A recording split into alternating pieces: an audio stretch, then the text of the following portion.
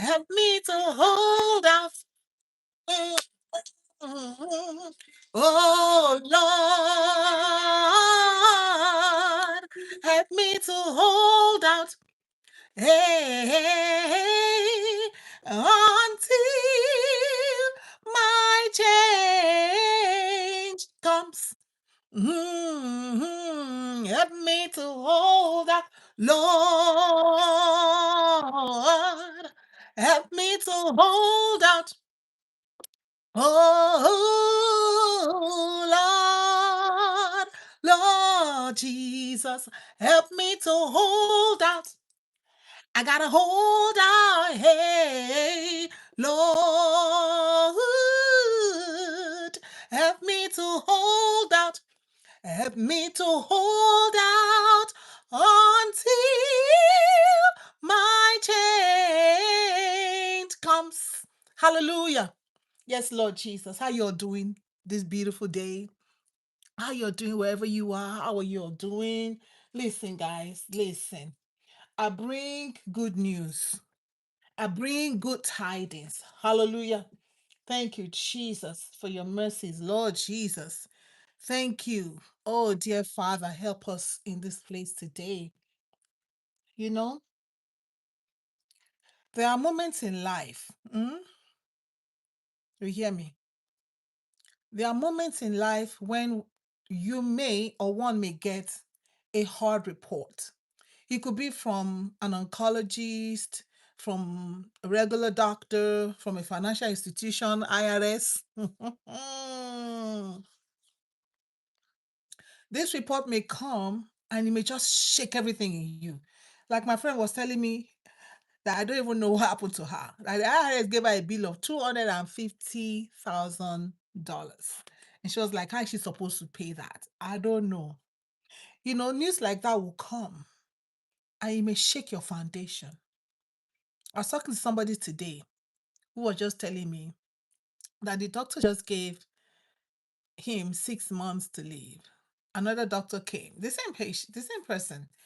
Another doctor came and told him 3 months. So you see, one doctor said six, another one said three.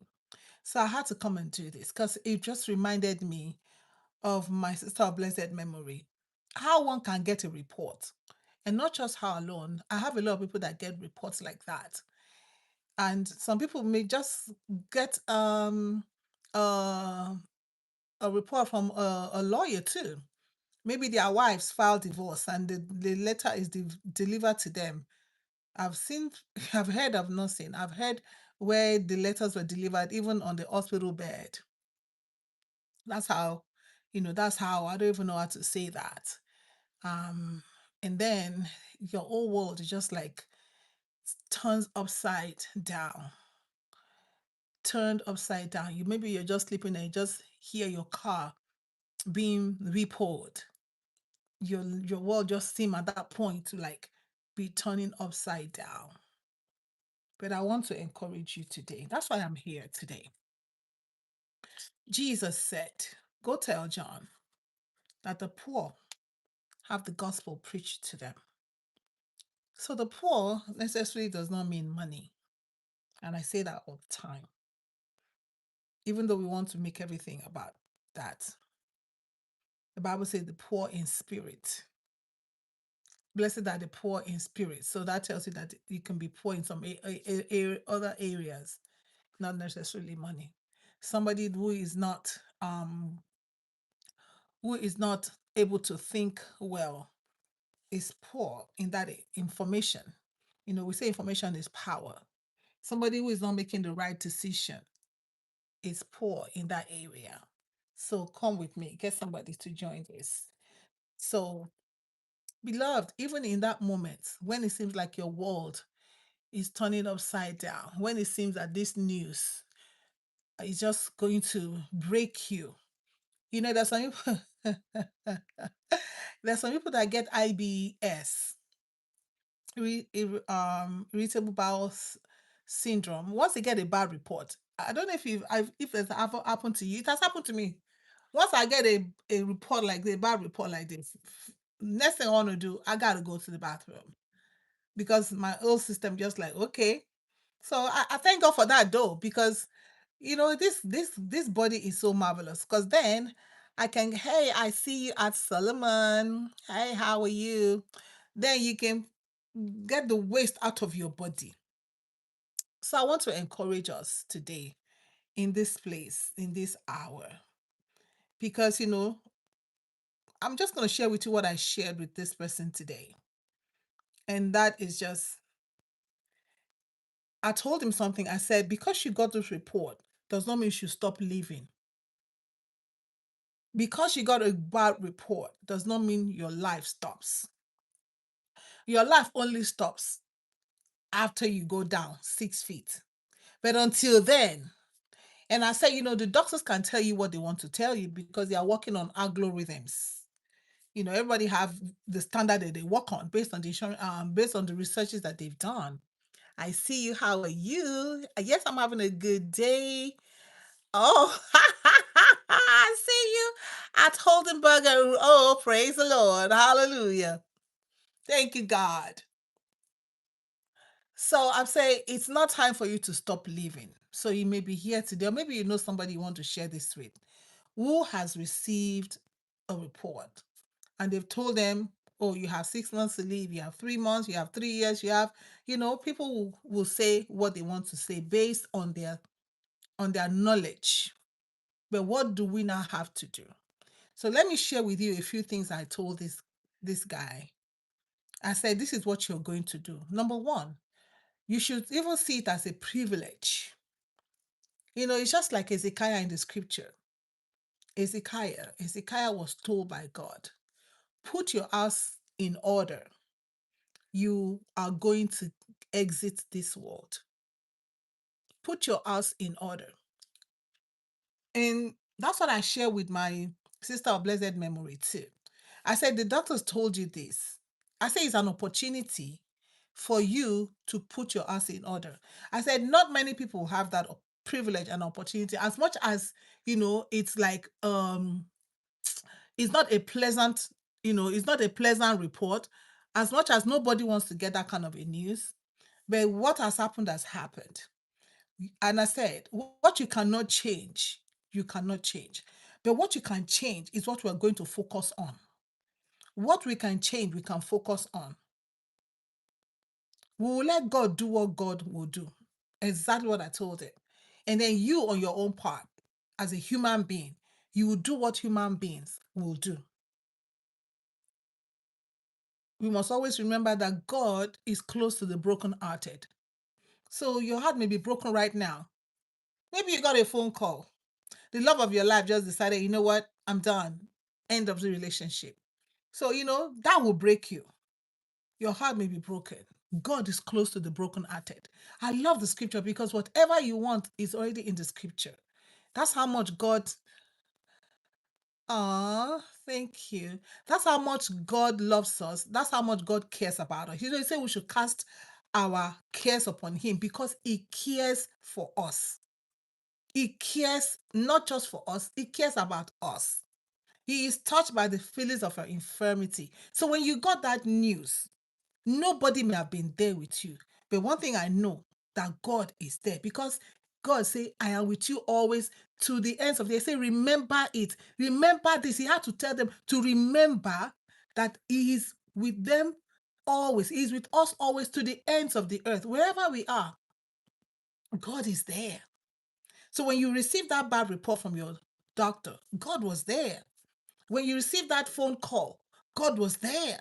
When you receive that email from IRS, God saw it when you opened it, or maybe you got a letter through through the post office. God saw it. God saw it when the bank wrote to you. God saw it. Whatever it is, God is not like, oh, I didn't see that coming. No, He is the God that knows everything. So what can you do? What can we do as human beings? Number one, very important. This is the time when this is not the time for you to push God away. Because who else can help you? Who else can comfort you? He's our comforter, he's our helper. This is the time that you need God the most. This is time that you draw closer to God. That is what you can do. That is what we can do. We can draw closer to God. How do you draw closer to God? This is a time where you pray more. This is time where you read the scripture more. This is this is the time. Get in the word of God. And I thank God. I thank God. Oh, when I saw my sister the way she was, she closer to God. Even on the bed, the sister that was like she was just talking to God. She was just praying to God. She was just it was all God. And that's what I told. And that's what I talk about. This is the time when you get closer to God. Number one. And I said number two thing. This is time when you spend more time with your family.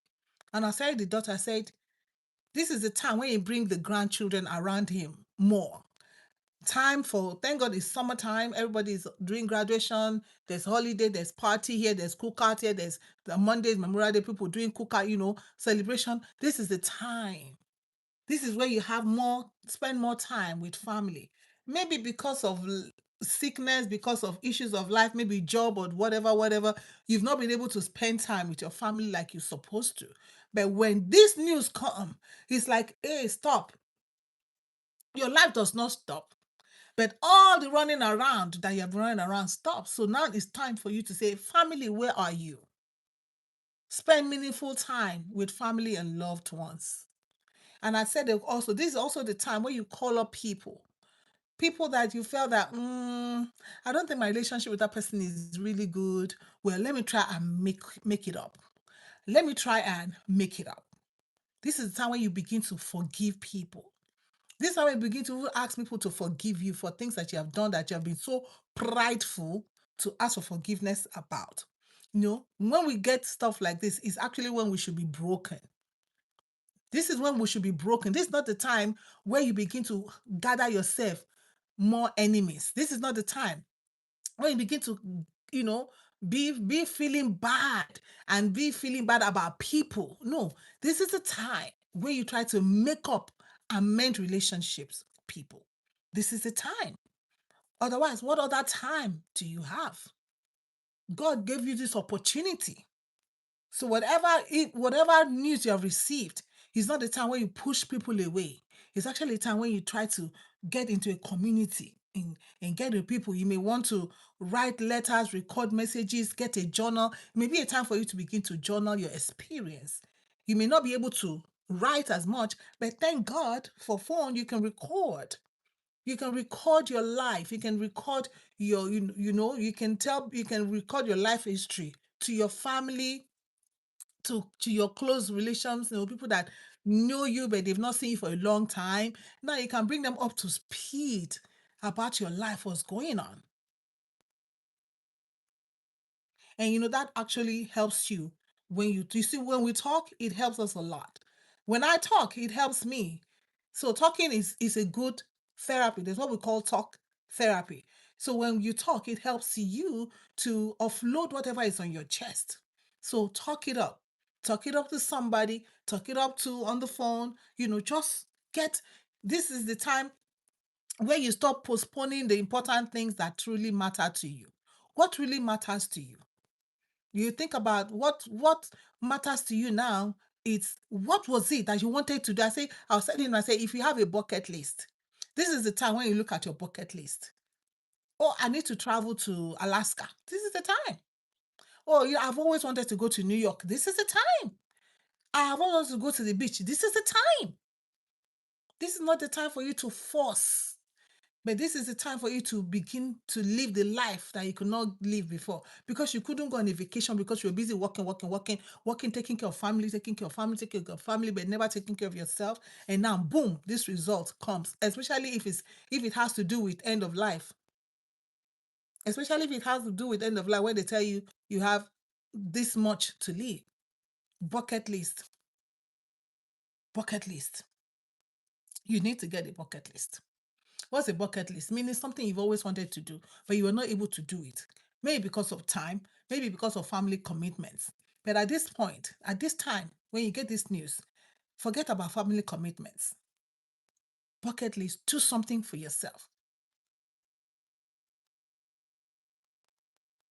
This might be a time where you if you have grandchildren, this is the time where you begin to pour into their lives, where you begin to help the next generation. This is not the time where you should tell you don't want your grandchildren around you. This is the best time, because when children come around you, it actually helps.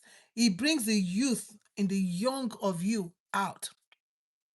That these are the things that we can do. I'm going to talk about what God is able to do, but let's talk about what we can do as human beings.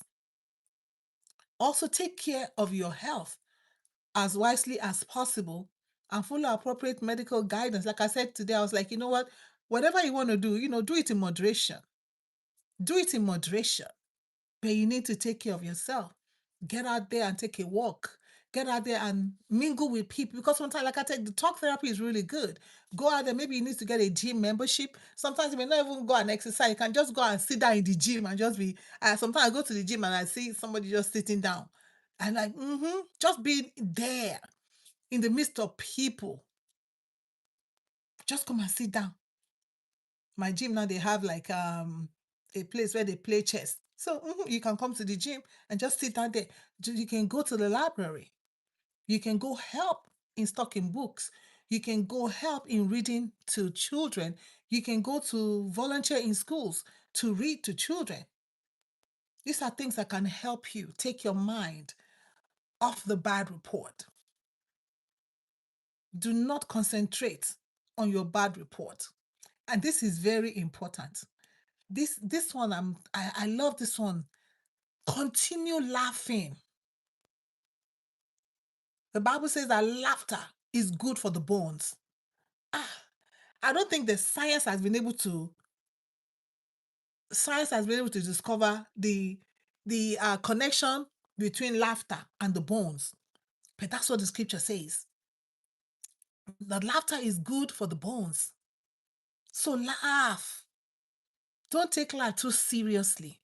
You're taking life seriously for how many years? And boom, look at what has happened. So this is the time where you laugh out loud, smiling and enjoying the gift of life that God has given to you. Me, I love to laugh. I love to smile. I love to laugh. This is just like my because I've cried in my life, it don't do. It's time for me to laugh and smile and enjoy life that God has given to us. Life is a gift. Even one day that we are alive is a gift from God. There's nothing that me and you or you and I can do to say, okay, this is why we are alive for one more day. No. Every day that we are alive is a gift from God. It is God that grants us life. So you have to be strong spiritually. Remember that, strong spiritually. How? By praying, by staying in your word, and then getting a community. I was asking them, do you guys go to church? You need a community of believers, people that can speak, speak positive, not no, people that can speak the word of God to you, encourage you with the word of God, people that can help you, because in the church you get help. You have people that can help you. You have people that can come home, stay with you, pray with you and sing songs, psalms and hymns with you. Hey, that really helps too. I don't even think we do that anymore, where we will just gather. Where we just gather and just sit down and begin to sing hymns. We begin to just sing hymns for upliftment. Hymns uplift. Where we just gather and just sing. So that's how you seek your emotional support. Sing hymns, give thanks, be very thankful. Be very, for like I said, every day that we open our eyes, I see you at Anna, shalom, shalom, shalom. Every day that we wake up is a gift from God. And so we must thank Him. Even with that evil report, the scripture says that we should thank God in all things. And I was saying the other day, I said, in all things, meaning both the good and the bad. So when you even receive the bad report, we still got to thank Him. We thank Him for the gift, for the opportunity. Because when we receive that bad report, it's an opportunity for God to show up for us. Don't try to do too much. Live one day at a time instead of trying to live 5 years. No, no, no. If they said 6 months that you have to leave, just for example, oncology, 3 months, whatever it is, take one day at a time. Live that day to the fullest. Do the best you can do for that day. The next day, if you are alive and well, praise the Lord. Praise the Lord. Surround yourself with people who can encourage you with their faith and peace and strength. That's why you need a church family. Be careful what you consume on social media. This social media, what did I even call it today, Seth? I think I had something that I called it today. I can't remember. But be careful what you consume on social media. Listen to scriptures, listen to messages. Listen to messages because messages will build. The Word of God say is able to build us up. The Word of God is building us up, getting us ready for when He shall appear. So soak yourself in the Word. So you read it, you listen to it, and if you can, share your testimony with somebody else. Don't let whatever you're going through pull you down. A negative report is not a permission to stop living. Like I told the guy, I said, you cannot stop living. This is not the time you stop living. This is the time when you decide you are going to do things that you wanted to do before that you could not do just because maybe you were too busy. Now, whatever is happening, I put a stop to your busy. A stop to your busy. Maybe you lost your job. You put a stop to your busy. So if you lost your job, that shouldn't be the end of your living. If you lost your job, what else can you do? You can get out there. You can go volunteer in the library while you're looking for another job. You can help other people while you're looking for another job. You can encourage other people while you're looking for another. It was like, how will I encourage somebody? I'm looking for a job. Yes. You see, when you pour into people, you're going to get something out of it. That is what happened to the woman that the prophet told her, what do you have in your house? Every one of us have something. He said, go and borrow empty. The first I saw that scripture, I said, oh my God, go take empty vessels and begin to pour what you have in your house, begin to pour into it. The more you pour into empty people who are empty, the more you will not run dry. You will not run dry. That's what they say. They said something that somebody that gives, a giver never runs dry. A giver never runs dry. So the woman continued to pour. As she was pouring the oil was not running dry until there was no more empty vessel. Until there was no more empty vessel.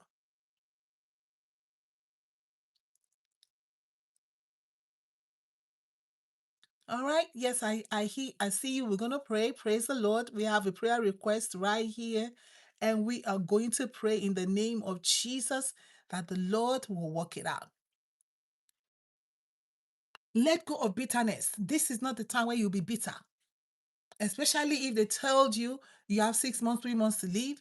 This is not the time when you be bitter. This is the time when you make peace with humanity and make peace with God. It is what I'm saying. That's what I share with everybody that I'm opportune to get in their path when they have news like this. I say, go and make peace with everybody. Make peace. You cannot go to the grave with bitterness in your heart. You have no eternity with God because the scripture tells us, and Jesus says in his word, forgive us as we are forgiving those. As we have, meaning I've already done it before the Father can forgive me. He said, if we don't forgive, he says the Father will not forgive us our sins. And if God does not forgive us our sins, then we cannot be in his presence. Because if we don't forgive people their sins, that is pride. And Bible tells us that God hates the prideful. God hates the prideful because if God is forgiving us our sins and we are refusing to forgive other people, that means we have made ourselves above God. And remember, who wanted to be above God? I. So we got to humble ourselves. This is not the time for bitterness of enmity. And let's talk about God. I think yeah. Start or complete projects that are meaningful to you. If you want to learn to cook, go ahead and cook. If maybe there's a meal you always wanted to cook, what meal do I even want to cook now, Seth? There's no meal I really want to cook now. I think for all I care, all I wanted to cook, I've already cooked. Maybe I want to do tamferi, maybe snack. I'm a snack person. Maybe that's it. Dokwa. I've not made one by myself. Maybe one day I'll do it. So if you have something like that, that there's this thing I want to make, get get it done. This is the time. So you lost your job. Oh well, let's get in the kitchen and let's bring some fantastic meal. Maybe you've not had time to cook in a long time. Your wife has just been doing the cooking, the cooking, the cooking. Now you lost your job. There's no need for you to get depressed. Get in the kitchen and you make the meal now.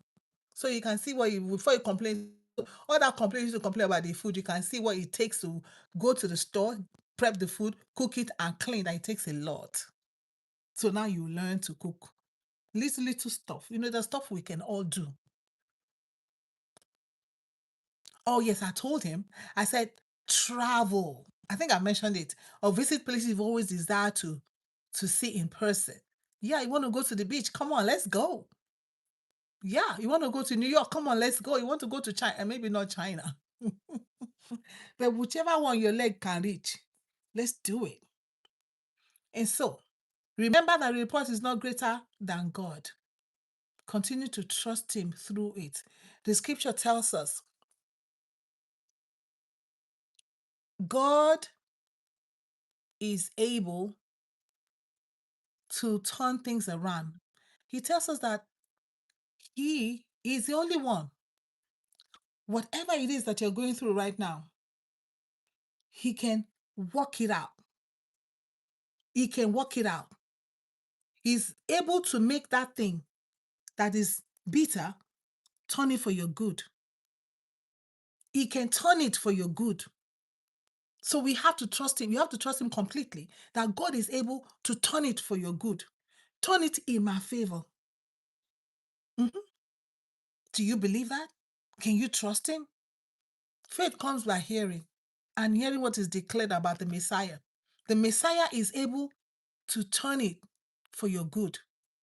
He makes all things to work together. He's the one that can make that report that you just received to work together for your good. To you right now, it may seem like my life has stopped. Everything is on standstill. But listen, I bring you good news today that God is able to make that thing work together for your good. Your husband walked off on you. You got the letter. Or maybe your wife walked out on you. You got the bailiff deliver it. Knock on the door. Boom, boom, boom. Can you sign here? And you opened it. Boom. They sent you a letter. And you're supposed to receive and respond to. And it's at that point, it's like your whole world crumbles. But listen, God is able to work it out for your good. That is what the scripture says. And the scripture cannot lie because God cannot lie. God said in His word, He said, I am not a man that I should lie. Neither am I the son of man that I should repent. If He said it, He can do it. And then I love the one in Revelation that says that He will wipe all tears away. And I always tell people that that's something I do. I love the fact that I can tell people, I encourage people with that word. I say, last, everybody will be all right. Last, last, finally, everybody will be all right. Everybody will get what they deserve. Jesus said in Revelation 26, I come quickly. My reward is in my hand. Everybody will get what they deserve.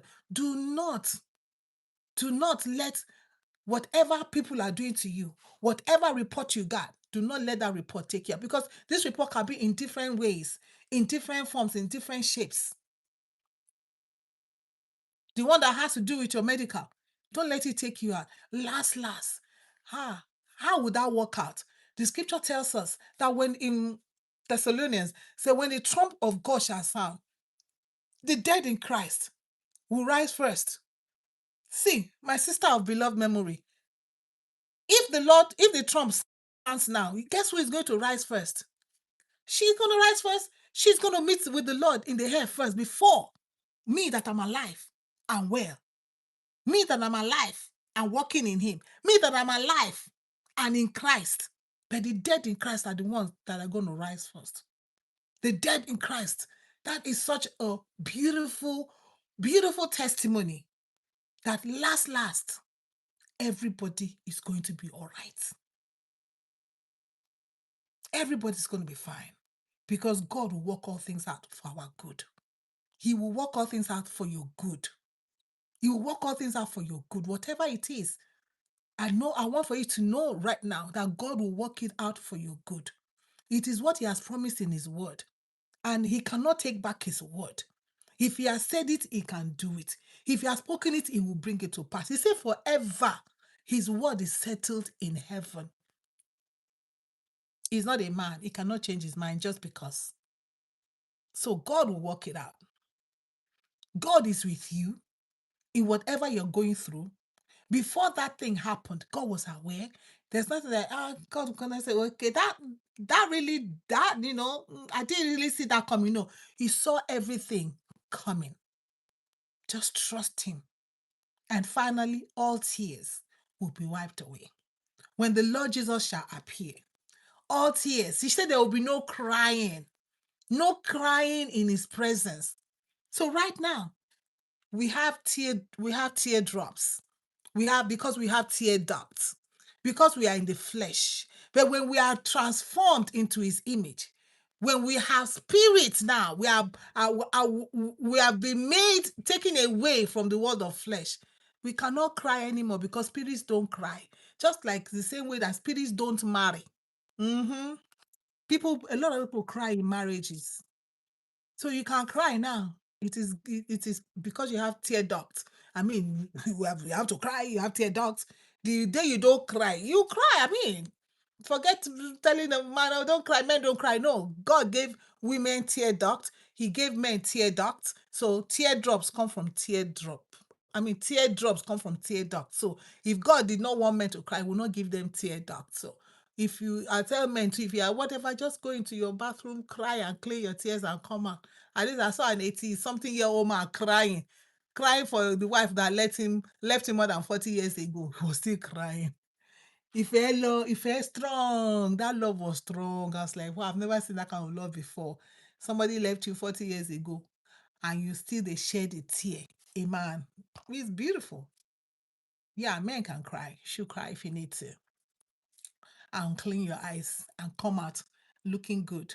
But last, when the Lord shall appear, no more tears. No more tears. Beloved, no more tears.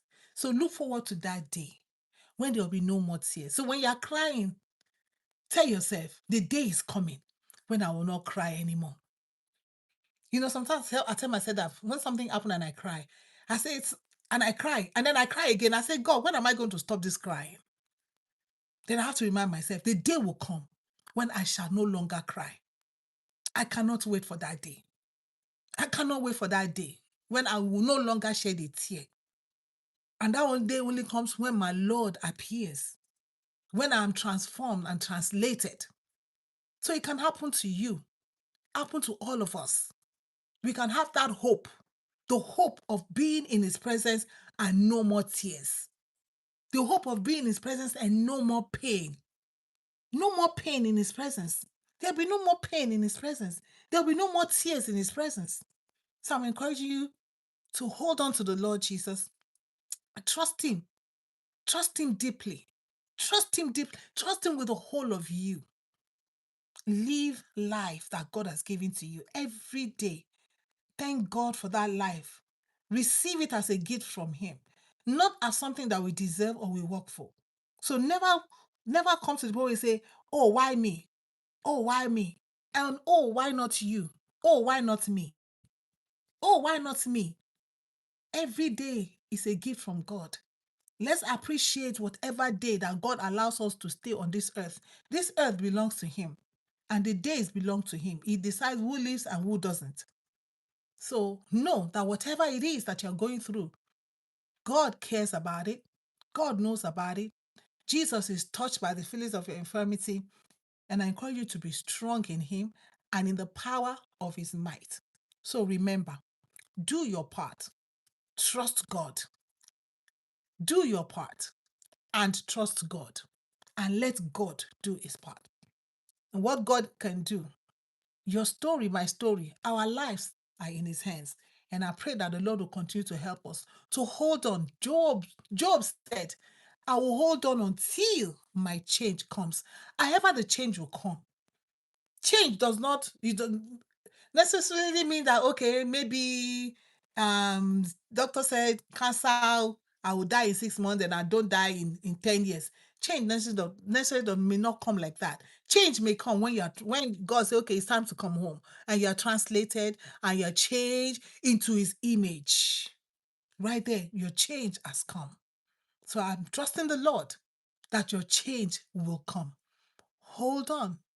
Do your part. Trust God. Lord, help us to hold on. Father, in the name of Jesus, we got to pray. Amen.